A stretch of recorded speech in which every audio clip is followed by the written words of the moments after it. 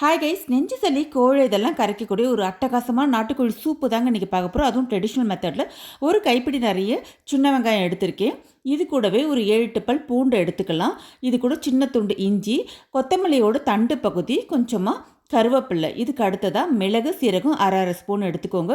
ஒரு பெரிய நாட்டு தக்காளியை இது கூட கட் பண்ணி சேர்த்து இது எல்லாத்தையும் விழுதாக அரைச்சி குக்கரில் நல்லெண்ணெய் விட்டு அது ராஸ்மல் போக நல்லா வதக்கிக்கலாம். வாஷ் பண்ணி வச்சுருக்கக்கூடிய நாட்டுக்கோழியும் இது கூட சேர்த்து நல்லா வதக்கி எடுத்துகிட்டு உப்பு மஞ்சப்பொடி சேர்த்துக்கோங்க. இதையும் நல்லா பெரட்டி எடுத்துகிட்டு அரிசி கழுவின தண்ணியை சேர்த்துக்கோங்க. அதுதான் சூப்புக்கு நல்லாயிருக்கும். இப்போது கடைசியாக ஃப்ரெஷ்ஷான கருவேப்பிலையை சேர்த்துக்கோங்க. சேர்த்துக்கிட்டு குக்கரை மூடி ஒரு 4 to 5 விசில்ஸ் தாராளமாக விட்டுருங்க. நல்ல குழைய அது வெந்துடும்.